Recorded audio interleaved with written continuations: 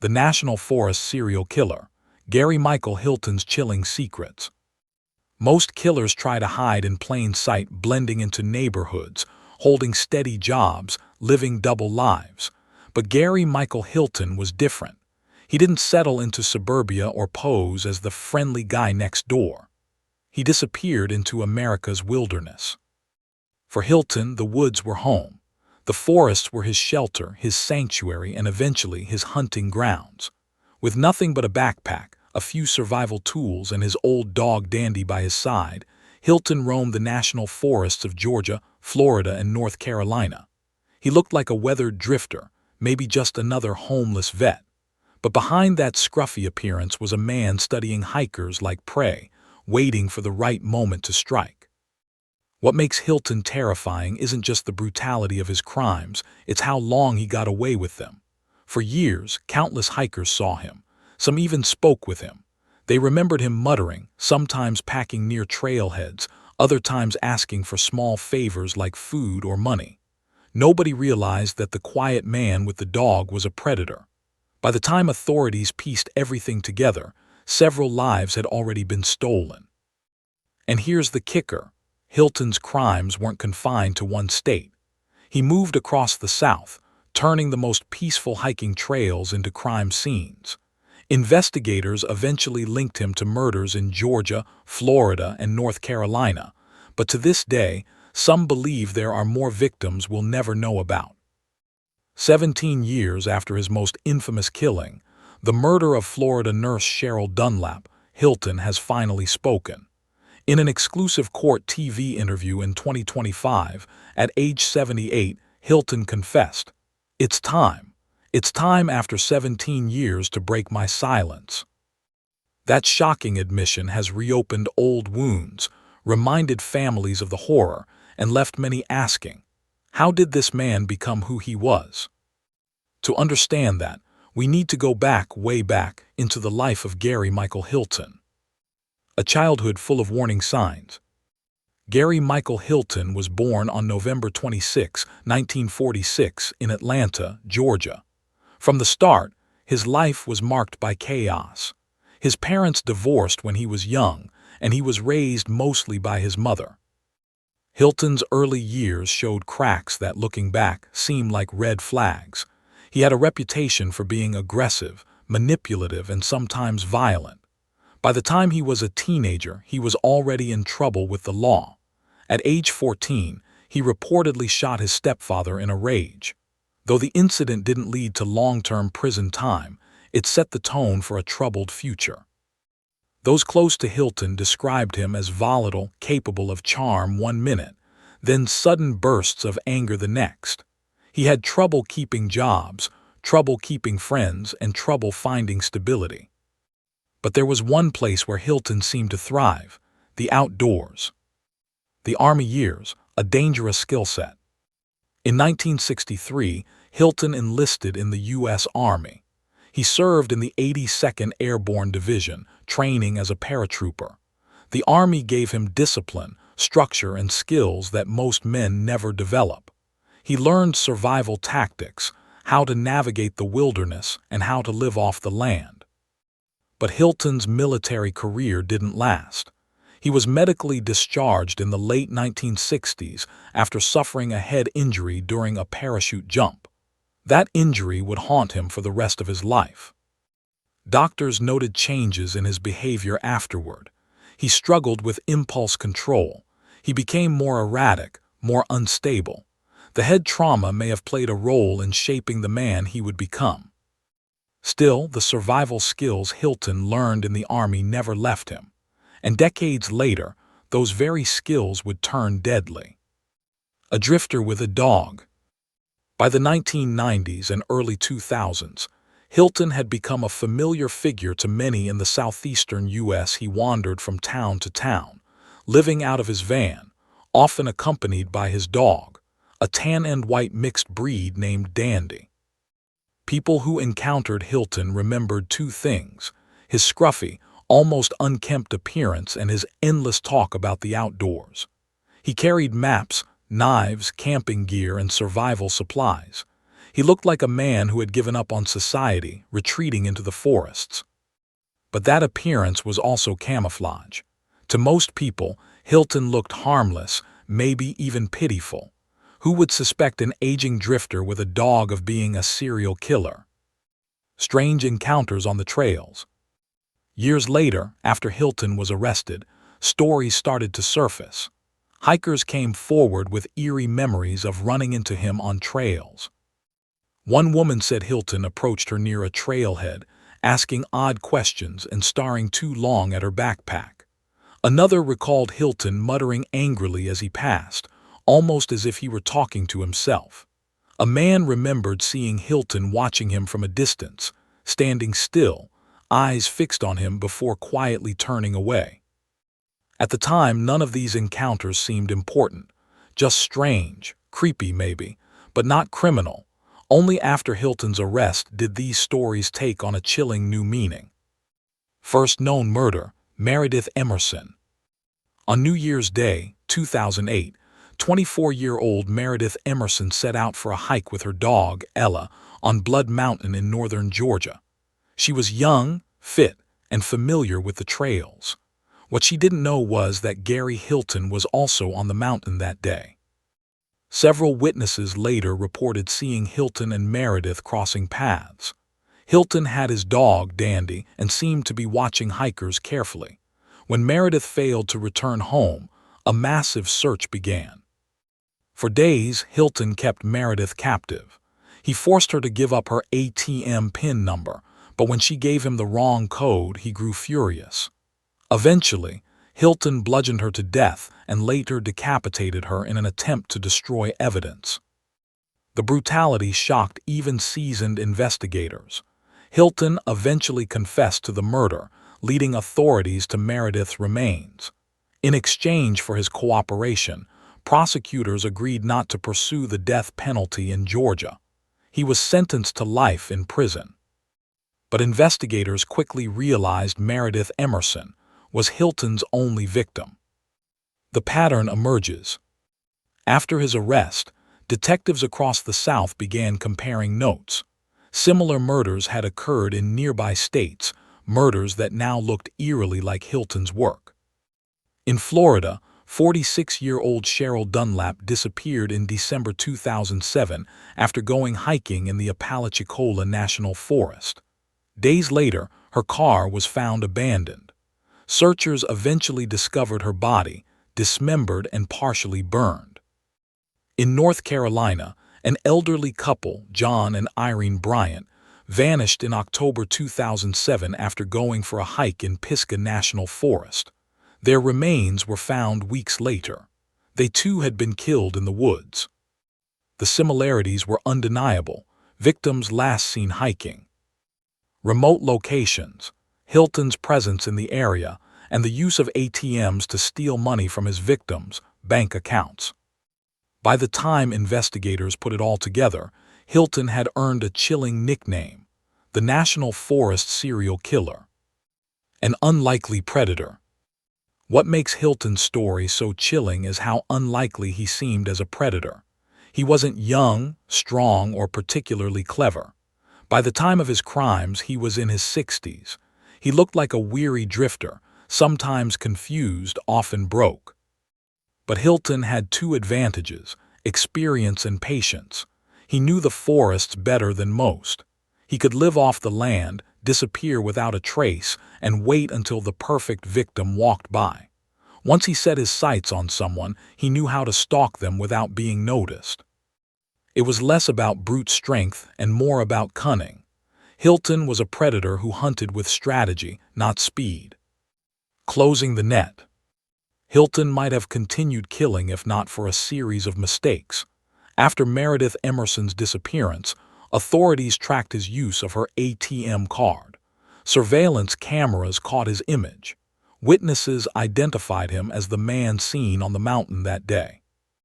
On January 4, 2008, Hilton was arrested. Inside his van, police found chilling evidence: bloodstains, a folding police baton, and other tools linking him to the crimes. His arrest would eventually tie him to multiple murders, but at the time, nobody knew just how far his crimes stretched. The National Forest serial killer. The hunt for justice. When Gary Michael Hilton was first arrested in January 2008 for the murder of Meredith Emerson, investigators knew they had caught a dangerous man. What they didn't realize at that moment was just how wide his trail of death stretched. Emerson's case cracked the door open, but behind it lay an entire series of unsolved murders across the South that suddenly made sense. The Bryants, a hike that turned deadly. In October 2007, just months before Hilton murdered Meredith Emerson, an elderly couple set out for a hike in the Pisgah National Forest in North Carolina. John Bryant, 80, and his wife Irene, 84, were active, outdoorsy, and loved spending time in nature. Friends described them as the kind of couple everyone admired, deeply in love even after decades of marriage, still holding hands on trails, still adventurous in their golden years. But when the Bryants didn't return from their hike, concern spread quickly. Family and friends reported them missing, and a search was launched. What searchers discovered over the following weeks was horrifying. First, Irene Bryant's body was found not far from a trailhead. She had been brutally killed, her cause of death later determined as blunt force trauma to the head. John was missing. For weeks, authorities scoured the forest. It wasn't until February 2008, after Hilton's arrest in Georgia, that John Bryant's remains were finally found. He had been shot in the head with a .22 caliber firearm. Even more telling, records showed that John Bryant's ATM card had been used after their disappearance. Surveillance cameras captured grainy images of an older man, images that, after Hilton's arrest, were compared to him. The resemblance was undeniable. The Bryants had been murdered months before Meredith Emerson, but at the time, investigators had no suspect. Hilton's capture in Georgia suddenly tied it all together. The FBI and North Carolina authorities announced they were officially linking Hilton to the Bryant case. The Florida nurse who never came home. Around the same time, another case was unfolding hundreds of miles away in Florida. On December 1, 2007, 46-year-old Cheryl Dunlap, a beloved nurse and Sunday school teacher, failed to show up for her church class. This was completely out of character. Dunlap was reliable, responsible, and deeply committed to her community. Her car was soon found abandoned on the side of the road near the Apalachicola National Forest. The tires had been slashed. Inside were her personal belongings, but there was no sign of Cheryl. As days passed, the search grew desperate. Then, in mid-December, the horror was confirmed. Parts of Cheryl's dismembered body were discovered in the forest. Her head and hands had been removed in an attempt to prevent identification. The brutality stunned investigators and devastated her family. Like in the Bryant case, her ATM card had been used. Surveillance cameras once again showed a man wearing a hat and sunglasses, trying to withdraw money. Though the disguise covered much of his face, the build and profile resembled Hilton. Still, investigators didn't have enough to connect the dots, until Hilton was arrested in Georgia just weeks later. When police searched his van, they discovered tools, a blood-stained seat, and other items that matched the pattern of Dunlap's case. Hilton wasn't just a drifter who killed in Georgia. He was a multi-state predator who had claimed lives in North Carolina and Florida, too. Investigators put it all together. Once Hilton was in custody, law enforcement agencies from multiple states started comparing evidence. The timeline became disturbingly clear. October 2007, John and Irene Bryant murdered in North Carolina. December 2007, Cheryl Dunlap abducted and killed in Florida. January 2008, Meredith Emerson kidnapped and killed in Georgia. 3 states, 3 different victims, plus 2 more with the Bryants, all in less than 3 months. It was a terrifying spree that suggested Hilton was escalating rapidly. Investigators also began looking back further. Could Hilton have killed before 2007? Some unsolved cases in national forests suddenly seemed suspicious. Though no conclusive links have ever been proven, many believe Hilton's true body count may be higher than what we officially know. Hilton's modus operandi. What made Hilton so effective as a killer was his method. He didn't lure victims to his home or stalk them in cities. Instead, he blended into the wilderness, a setting where most people already felt safe and at ease. Hikers would see him and think little of it. He was older, usually polite, and had a dog. That made him seem less threatening. But Hilton was watching. He picked victims carefully, often targeting people hiking alone or in pairs. Once he chose a victim, he relied on intimidation. He carried a baton, a knife, and sometimes firearms. He would threaten victims, force them into his van, and use their ATM cards to drain their bank accounts. If they didn't comply, or if they gave him false information, the situation turned deadly fast. The brutality of his killings shocked even veteran investigators. In Cheryl Dunlap's case, Hilton decapitated and mutilated her body to make identification harder. With Meredith Emerson, he bludgeoned and decapitated her after days of captivity. It wasn't just about murder. It was about control, dominance, and covering his tracks in the cruelest way possible. Trial in Georgia. Life for Meredith Emerson. Hilton's first major trial took place in Georgia for the murder of Meredith Emerson. Prosecutors knew the case was solid. Hilton had been caught on surveillance cameras using her ATM card. Witnesses had seen him with her on Blood Mountain.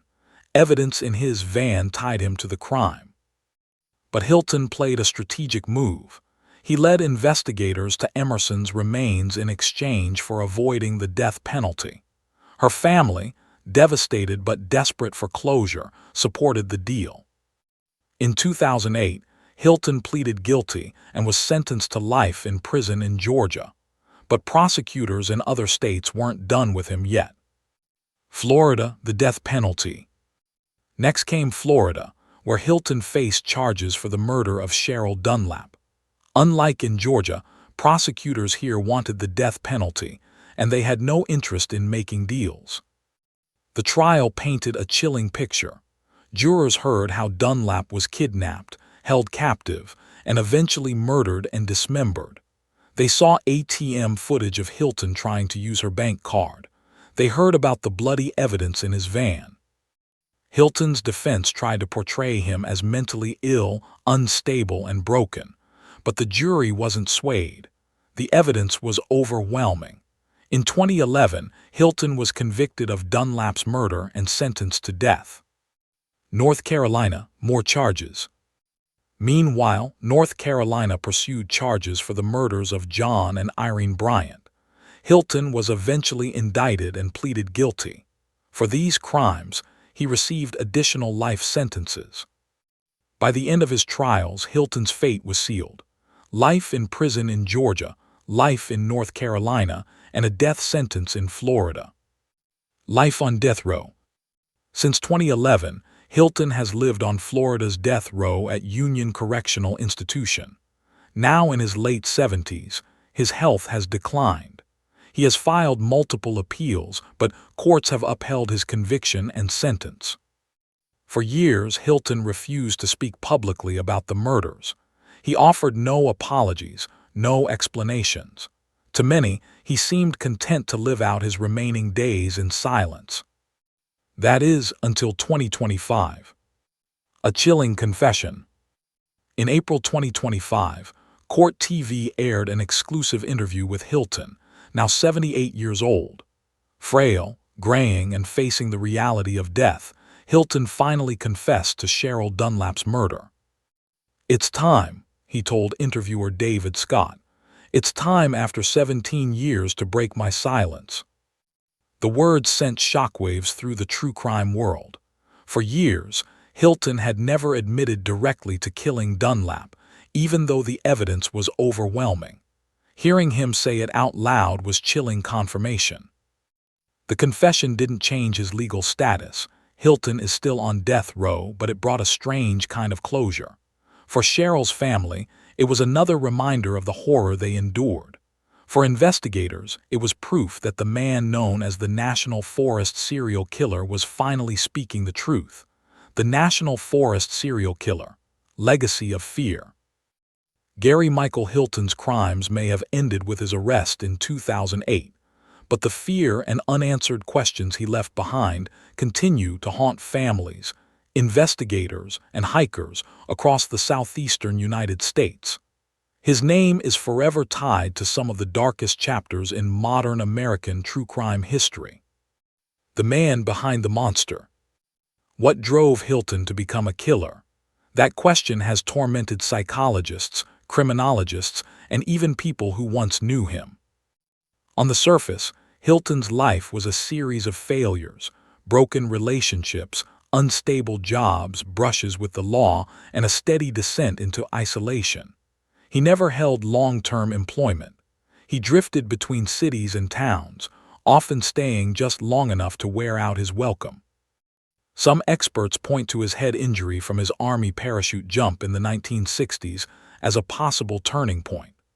Brain trauma has been linked to violent outbursts and impulse control issues in many criminal cases. Others believe Hilton's actions can't be explained by injury alone, that he had deep-seated psychopathic traits long before the fall.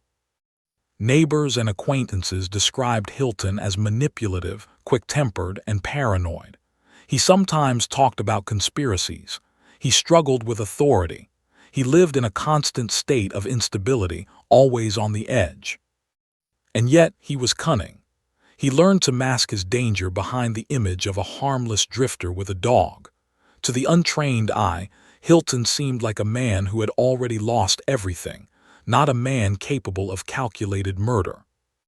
More victims.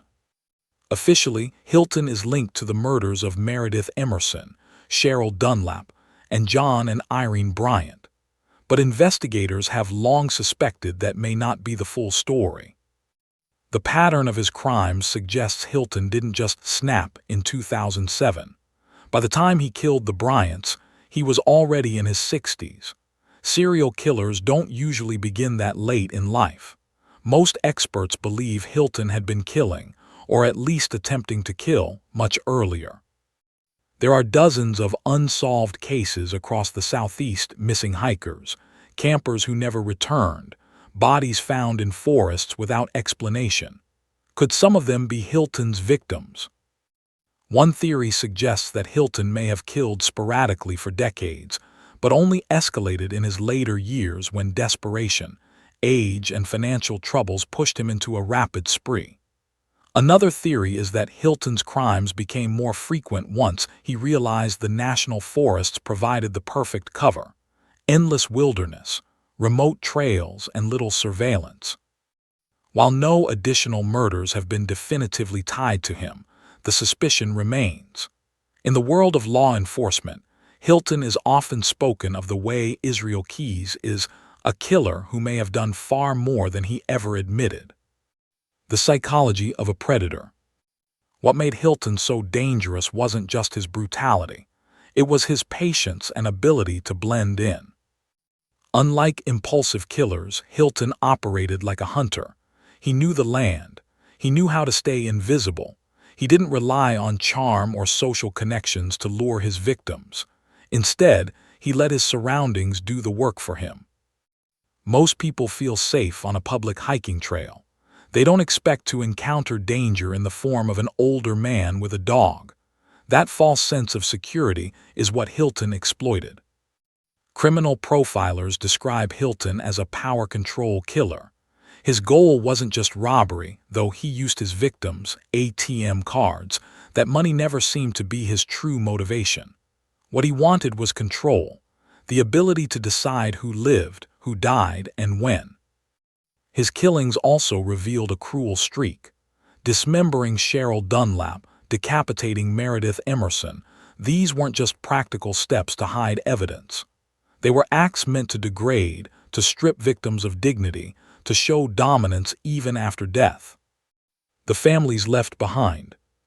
The families of Hilton's victims have endured unspeakable pain. The Emersons fought tirelessly to ensure their daughter's memory wasn't defined solely by her murder. They established the Right to Hike Foundation to improve trail safety and honor Meredith's adventurous spirit. The Dunlap family endured years of court proceedings, appeals, and the horrific details of Cheryl's murder. Her role as a nurse and Sunday school teacher became a reminder of the lives Hilton stole from entire communities. The Bryant family, already grieving the loss of two beloved elders, faced the devastating reality of how their final moments unfolded in the woods they loved. For all of them, Hilton's arrest brought some measure of justice, but never true closure. Hilton on death row. After his 2011 conviction in Florida, Hilton was transferred to Union Correctional Institution, where he joined hundreds of other men on death row. Life in prison for Hilton was far different from life in the forests. Gone were the days of wandering freely with his dog. Gone were the maps, the gear, the endless woods. On death row, Hilton lived in a small cell, confined by concrete and steel. He aged rapidly. Reports from other inmates and guards described him as irritable, withdrawn, and sometimes delusional. He filed appeals, as most death row inmates do, but none gained traction. Courts consistently upheld his conviction and sentence. Hilton remained a condemned man, awaiting execution that might never come due to Florida's long backlog of death penalty cases. The 2025 confession. For years, Hilton said little publicly. He never showed remorse. He never offered explanations. That changed in 2025 when Court TV secured an exclusive interview. At 78 years old, Hilton looked frail, his once sharp features softened by age.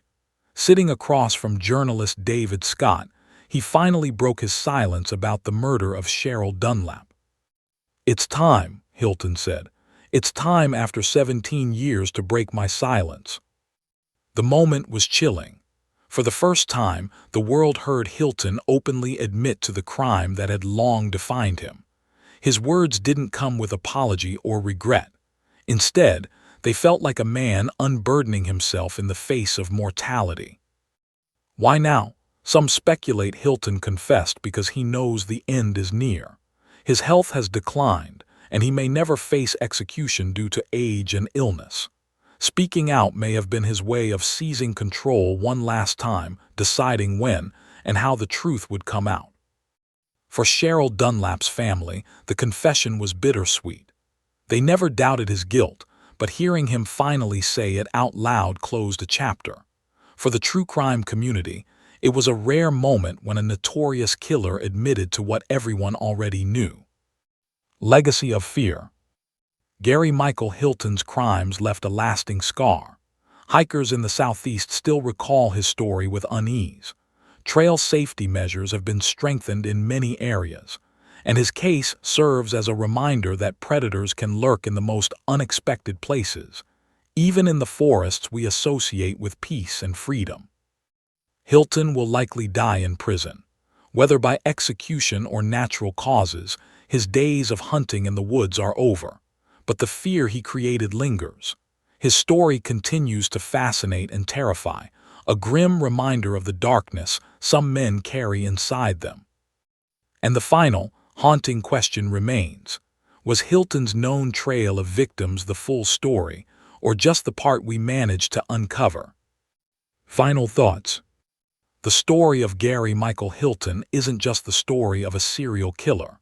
It's the story of how fragile safety can be. How one man turned the simple act of hiking, something millions of Americans do every year, into a nightmare. It's also a story of resilience, of families who turned grief into advocacy, of investigators who refused to give up, and of communities that continue to honor the memories of those lost. Hilton may have confessed, but the shadows of his crimes stretch far beyond his words. His name will always be tied to the forests, the trails, and the chilling reminder that sometimes the most dangerous predator is the one you don't see coming.